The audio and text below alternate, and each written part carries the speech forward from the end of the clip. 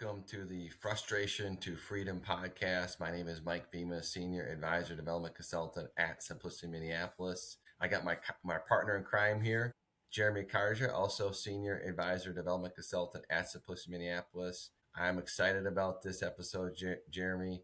We're going to be talking about 5 power statements on how to be a master closer. And this isn't from us. This is from our founder, Mike Sorenka, who did, 60 million in production, 15 years in a row, all by himself, no downline agents. And these are some of the things that he used in his appointments, not to be, to really help the client understand, their problem and how to fix their problem and make it the client's idea, right?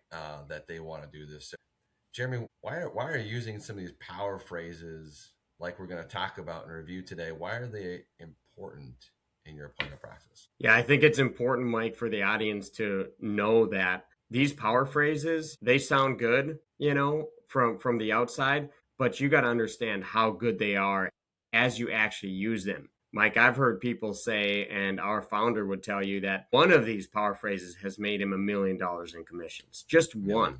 So I don't want our audience to underestimate that piece. It is these power phrases will have a huge impact on your business as you start to use them. So they're so important because they will help you align with an appointment process that is going to help you do more production, and they are going to get you in lockstep with the clients, what they care about, what they need, what they want. And then you're also going to position yourself where you put yourself in a position to win by asking the proper questions, saying the proper power statements that really, it sounds a little bad, but puts the client in a corner where they have nowhere to go, right? And it's for their own good, but it's basically putting them in a position where they know, okay, this is really important. That is really important.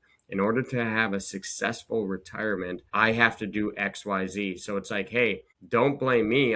I'm just the one that doing exactly what you told me you wanted to do. So I think our audience will hear that as we go, right, Mike? 100%. I'll say what you're saying in a little different way. And I've said this before in the podcast. Everybody's been focused on accumulation their whole life, and that's all they've been. I don't want to say it this way. I want to say brainwashed that that's what they're doing. But guess what? When you start taking money out of those accounts and you're not just putting them in all the time, they don't just go up, right? And so it's better to have a plan in retirement instead of just a strategy. That's good. And I think people, go ahead. I gotta say one thing quick. Sorry. Please. So I say is that, plans work, strategies fail. Sorry. Yes. I already just said a power phrase, right? Yeah, there you go. There's one. I got one down. Ready? That's an extra for you. Bonus. But yeah, so I think, what you're doing with that is helping people understand what you said before. I got up the mountain. Now, how do I get down the mountain? And so if I ask some of these power phrases that we're gonna go over, it helps them understand this is what I really want. Right? It helps them get in their mentality. This is actually what I'm looking for. So what are we gonna say? I love that. Yeah, it's I think it's important for the audience to recognize you have to kind of reteach these people, like you were saying, Mike. They've been taught accumulation their whole life. The big, New York people and those individuals who have taught them accumulate. You have to break that paradigm, and you have to break that and reteach them that it's not just about accumulating. What is the end game? What is the final goal? And I just had a conversation with one of my advisors yesterday, and one of the key pieces to all this is you got to get their heart out, meaning people buy with their heart, not just their head. You could develop the best plan in the world, but if you don't get their heart into it, you're not going to sell them. He's also somebody who's struggling with getting both spouses there. And if you just meet with the financial person who makes all the decisions and you just meet with them, a lot of times that other person is a person that thinks with their heart. And if you can't get their heart involved, you're not going to be able to get the sale most of the time. Maybe if they're an engineer and CPA, sometimes that can make a difference, but these power phrases will do that as well. It's going to get the heart involved, which is where the sale is anyway. I think in the first 5 minutes, we can stop this podcast. Yeah, there you go. We need to learn today. Yep, they got it. That's fantastic. But write it down. I would just say this is that, using power other thing is when you're using power phrase, you can't just span them out. Okay, you gotta use them in the right time in the conversation, and you also have to use them with the right pacing and the right tone. Yes. Right, the right pacing and the right tone. Right, So good. and so because if I slow down, if I pause, sometimes I drive a point. Right, exactly. So But us let's let. salespeople like to go, go, go, Mike. I know we like to talk too much, and we got to Slow stop. down. I'm guilty. I'm guilty. Right. Salespeople to salespeople, business owners to business owners. Yes, you can speak fast, and obviously our tone and our speed here can be a little bit different. But when you're in the appointment process, that is a huge key. I hope everyone caught what you said there, Mike, because I know when I talked to an advisor after they had a really big opportunity, like $1 million case, I talked to them, well, beforehand rather, and when they're real calm, collected, pacing is good, and they're prepared, in my mind, I'm like, they're going to get this deal. Yeah. But if I call them and they're jittery and they're like, and what about this? And, I'm like, bring it down. Get ready. You're just about to walk into that meeting. Bring the pacing down. You got this. Control the room. This is being me, a millennial, but simmer down now. You gotta simmer down. There you go. I like it. Sorry. We gotta have fun. You said that to the kids a couple times, right? Simmer down now. Okay, so have a little fun here, but here's the thing. We're going to go over about 5 of these power statements. When you come to our quarterly coaching live with our founder, Mike Stranka, we're going to go over about 26 of these. You come join Team Elevate, you come join with us. There's a lot more than this. Here's kind of some of it's called 5 core power phrases, but there's a lot more than this that I absolutely love. So let me share my screen here and let's go through this. Yeah, we covered 26 at the in-person coaching. So book some time with us. You book a time on that calendar and we can talk to you about how to get to that in-person coaching. That's where you're going to hear a lot of it. Also, keep in mind that there's probably 100 power phrases total, right? I haven't counted them all ever, Mike, but oh my gosh, yeah. There's got to be 100. And some of these power statements are power questions, but you'll get the idea. Absolutely. So first one, somebody getting close to retirement. At this stage of your life, Bob and Sally, if you want that $9,000 a month coming in for the rest of your life, are you more inclined for that $9,000 a month to be a sure thing or a maybe? Sure thing or a maybe? I literally use my hands like that. Right? Yep. This is a big one because I need to ask that in the first appointment. We've covered that in the 4 appointment must before, but the big reason why we want to do that is because some people are still in that accumulation mindset, and you show them the income for life report, you show them your plan, risk lives, whatever, retirement analyzer, whatever that's going to be, that presentation, and they said, well, doesn't the market always go up? Whoa. You said you wanted a sure thing. This is the only sure thing. Love that. And I love the part here. Having that sure thing, how would that make you feel? I love that part. So, Jeremy, next one. Yeah, and just a real quick point on that to point out what you already pointed out, and that is it's the right spot, right? So, we'll touch on each individual one where you'd talk about this potentially. You're not starting out the meeting with sure thing. You're not ending with it. You're probably talking about it when you're going through where their investments are, where the money is and how much money they lost in the market. I love putting it right in there because I just get done talking how much they lost in 2020, 2008. How much is a lot, and some more power phrases in there. And so I think it's key to know it's a gear system, right? Like we always talk about, and it all works together. But this one's so powerful, you could probably put it in a bunch of different spots. And as long as you get them to agree, you want the sure thing, Bob? Yes. Yeah. Sally, sure thing or maybe? Sure thing as well. I'll keep that in mind as I build your plan, right? And now you already kind of painted them into that corner of, hey, you want the sure thing you told me, so I'm building your plan off the sure thing. It's going to come into play in the second and third meeting, so don't forget to do the sure thing or maybe. Perfect. All right, next one. Okay, if I could retire you today, boom, would you want to be retired? So where does this one go? This one basically goes as you're going through typically the investments and you get into when they want to retire, right? And this is, again, it's your line of questioning that leads up to this. You don't just come out of the blue, but you ask them, do you like your job? Do you enjoy the drive? Do you work with people you like? Right? You start asking those questions and you set it all up.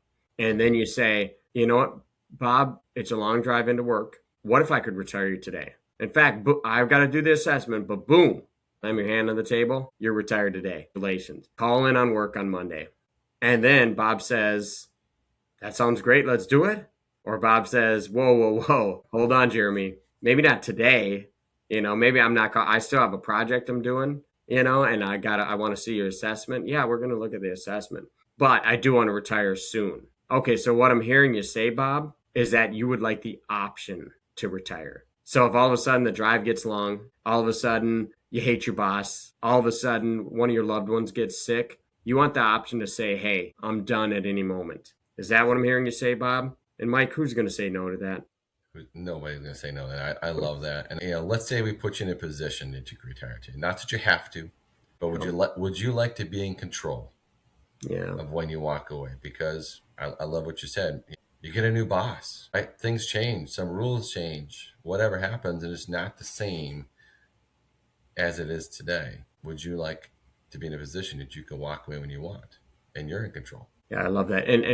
And keep in mind, as you're meeting with clients, what do they want? Think if you're in their shoes. Mm-hmm. They want somebody that's going to show them the promised land. So this gets to the heart. This gets to the emotion side, this question here, because you're telling them, hey, listen, I got you. I can get you to the promised land of retirement and being done and being in a position to retire whenever you want. So this is a great emotional power statement. It's because how guys work. Sometimes it's a lady saying, what if I put you in a position to walk away? Now they feel better because sometimes they've been doing something for 30, 40 years. Yeah. And they're like, oh, crap, what am I going to do now? Right? Can't golf all day, every day. Or exactly. I mean, I would retire right now. No, I'm just kidding. So you don't want to scare them either sometimes too. If they've been doing something for so long, or if they own a business and that business is their baby, right? And so you got to have that in the back of your mind and feel that out. And it's important not to spill your candy in the lobby too, right? Where people, the reason why we say put you in a position and we got to run the assessment. The reason we're doing that is because, we want them to know that we still have to do some work and we still have to do the full assessment. But this is what it's looking like. We want you to come back for a second meeting, and I want you to know I'm the guy that can get you to the promised land. So, yep, 100%.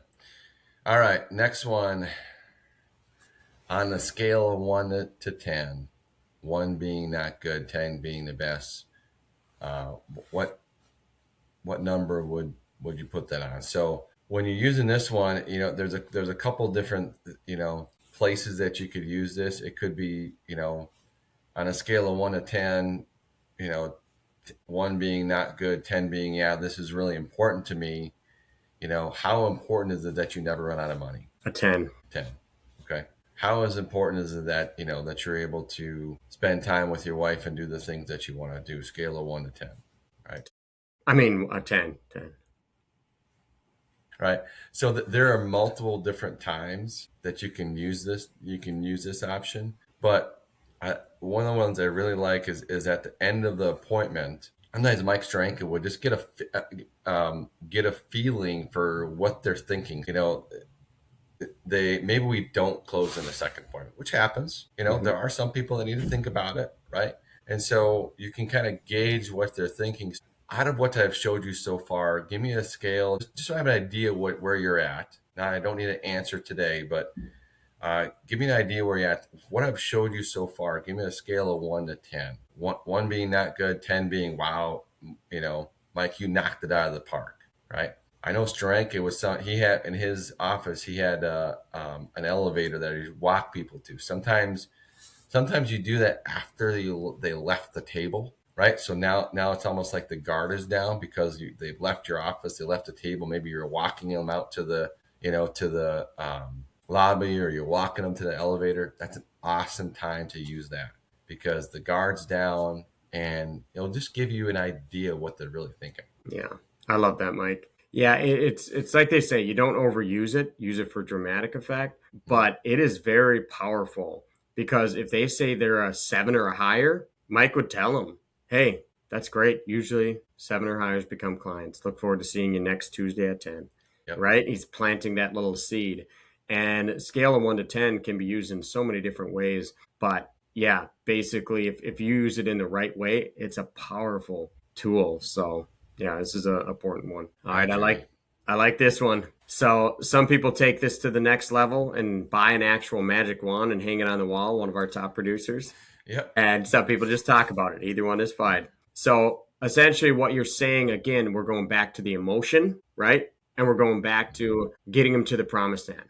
That's the two things we have to have in a meeting. If you don't have that in the meetings, you're not closing the business, right? So here's what we say. If I could wave a magic wand and get you an extra $2,000 a month, how would you spend that money? What would you spend it on? Where would you go? How long would you go? Would you spoil the grandkids, right? If I could wave a magic wand and all of a sudden, boom, you're retired today, what would you do? What would you do tomorrow? What hobbies do you have? What things do you love? What's most important to you, right? And I love this. I heard this from an advisor yesterday, asking the question like, hey, what things did you feel like you wish you would have done in your life? We're getting to retirement. We're on the way down Mount Everest. We're just about there. What things do you look back and say, shoot, I missed out on this. I missed out on that. I wish I would have done more of this. Wish I would have done more of that. If I could wave a magic wand and now we can do those things, what would they be, right? And that gets the emotion out. That gets people really thinking because they're like, you know what? I wish I would have spent more time with my wife. I wish I would have traveled to Greenland. I always wanted to go golf there, right? Or whatever it is, make it real for them and just say, we're going to build a plan that you're going to be able to do those things. And we're going to build that into your retirement plan. How does that sound? Right, Mike? That's fantastic. All right. Probably looking at something like an annuity. I love this one. And again, this is I would say this is typically towards the end of the appointment. When you talked about how much income they need and how much income they want. And we've talked about this one before as well, but it really comes down to, if you want that, Bob and Sally, if you want that $10,000 a month, I have to run the assessment. I'm not quite sure yet, but I might look at something like an annuity. And I just need to pause. I need to wait. And I need to see the reaction. And we've talked about this already, but if we're only doing this to see if it's a bad reaction. Because if it's a bad reaction, I need to find out why. Yeah. This is one of the biggest things that I say my producers need to learn you gotta dive into and just dig of why. Because really, if they don't like annuities, it's really because they're just uneducated on annuities. Or that's all they've seen is the marketing from the accumulation guys that annuities are bad, right? And so we just need to re-educate them. Yeah. I hate annuities too, but I love what they do.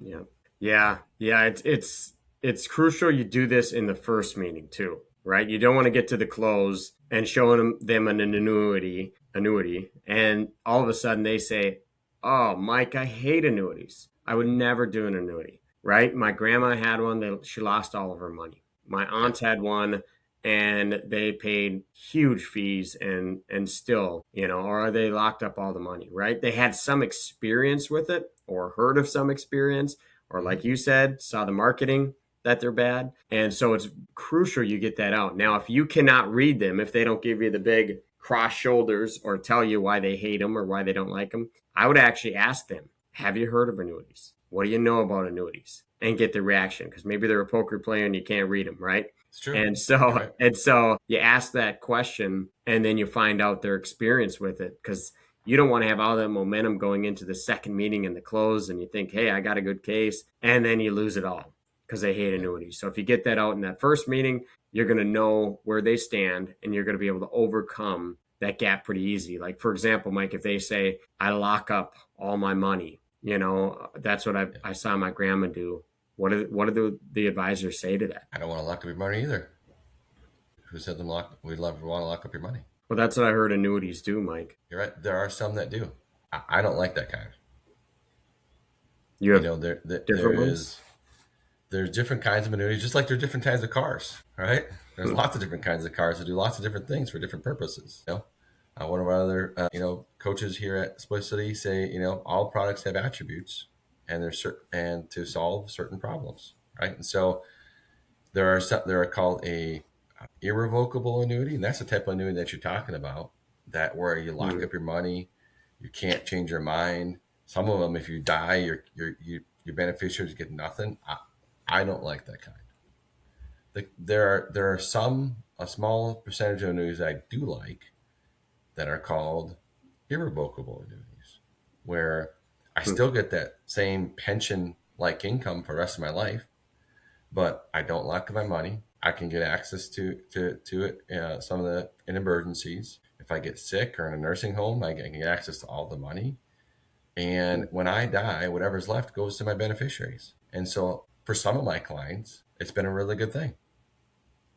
Interesting. So, you know, Bob, if I, again, I don't know yet. I have to run the assessment, but if I show you one of the good annuities, and if that makes sense for you, are you open to looking at it? Yeah, I guess I didn't realize there's more than one out there. So yeah, that makes sense what you said. Okay. Well, like I said, I'll run the assessment, and if it makes sense, I'll show you one of the good ones. Okay, I like that. I love that, Mike. And that right there is a little teaser for how to handle objections. Yep. You notice how Mike, he didn't just immediately get confrontational, like, oh my God, what do you mean you hate annuities? Instead, Mike got on his side of the table, their side of the table, and said, hey, buddy, I hate them too, right? Mm-hmm. There are some bad ones. Our firm doesn't write those, right? So he's now on their side. What do you mean? You hate them too? Didn't you just say? And you got them on the same sides. And that's one of the biggest keys to objections. We'll talk about in a future podcast. Absolutely. Maybe one of the next ones. All right. This is actually my biggest. I think this is we saved this for last because this is one of the power phrases that our founder Mike Steranka helped him write millions in commissions, helps our producers earn millions of commissions, and this is where pacing tone comes into play. We're going to go through this really slow. So Jeremy, take this one away. This is what separates the men from the boys here. Yep. So basically, if you start off a second meeting and you're diving right into solutions and your product selling, you're going to get yourself in trouble. Instead, we like to start off the meeting and we say, hey, listen, after a couple pleasantries and we talk about a couple things, and again, second meeting here, we say, hey, listen, I'm going to go through this plan real slow. And can you do me a favor? At any point, as I'm going through this, you don't quite understand it, can you do me a favor and just make a T sign, say time out, and say, can you go back over that? Can you touch on that again? I didn't quite understand that. Can you do that for me, Mike? Yeah, I can do that for you. Thank you. Okay, because at the end of the day, Mike, it's your money. I'm just the advisor. So we're going to go through this real slow. And that right there will help the client. Just again, always put yourself in the client's position. Mm-hmm. If you're sitting across the table and somebody does that little exercise with you, what does that immediately tell you, Mike? It immediately tells you that that you're not there to sell him something. Yeah. Yep. Sounds like you care. You're not there to sell him something, right? You're not there to rush through and get the sale, right? So, yeah, this is a big one. Mike, what else would you say about going real slow? I like even adding the next part of it, which is, now also as I go through this, my team and I got excited when we ran the assessment, right?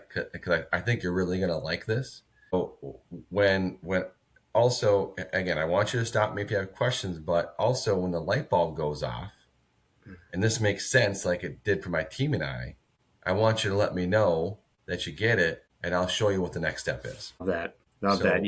You're planting that seed of, hey, light bulb is going to go off. Hey, yep. My team put this all together. You're not just a one-man show. And then you're planting that seed of, you're going to get it at some point. And when you do, let me know. And then we'll walk through the next step. So you're setting up that close beautifully, Mike. You're setting up the close. It's a micro close right there. Mm-hmm. And it's also at the end of a second appointment, you're gonna hear what's the next step.